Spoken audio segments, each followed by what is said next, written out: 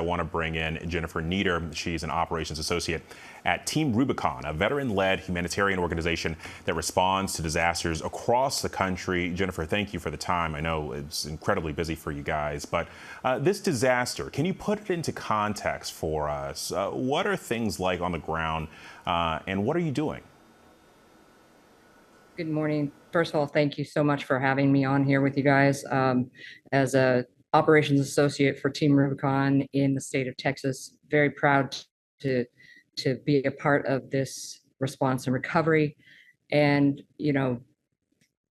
this disaster, like all, start local and will end local. And seeing the outpouring of people that are coming to try to assist and all of the rescue missions that are ongoing, it's just an incredible sight to see. And it's devastating to see all of the destruction that water can create. Team Rubicon currently has 10 boots on the ground that are helping out with volunteers in the Kerrville area. We also are working on setting up 2 teams, one to the Kerrville area and one to the San Angelo area, which also has seen quite a bit of destruction. And so we are working to get people out there as soon as it is safe and reasonable to do so. Yeah. To your point about this starting and ending local, I mean, we heard from the mayor today. We live here.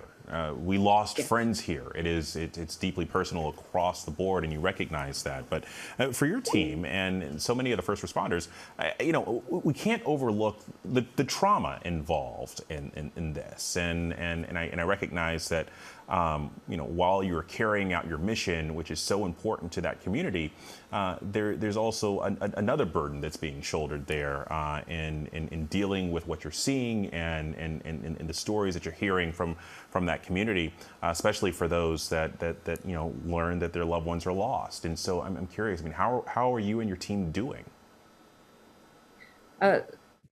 Team Rubicon is such a strongly built community, and we really have such a veteran-centric kind of way that we operate.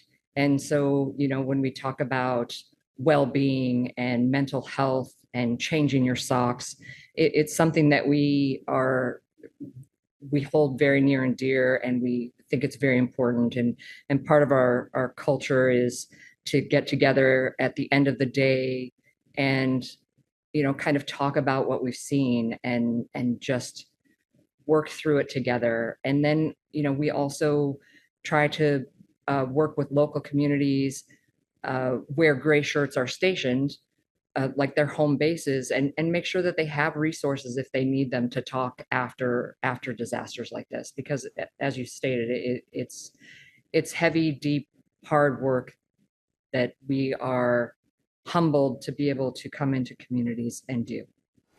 Well, and in addition to immediate disaster response, Team Rubicon also focuses on long-term recovery. So, I mean, can you explain that in general and specifically in relation to this flooding that we're seeing in Texas?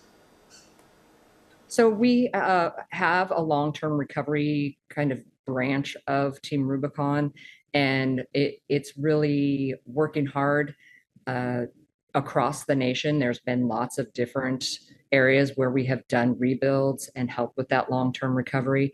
And I expect this won't be any different. This is going to be a marathon, not a sprint. We will be here soon, and we will be here for a long time. Well, Jennifer, I appreciate. Thank you for your service. I understand you're a veteran of the U.S. Navy, and I appreciate your service out there in Texas to the community as well. Thank you.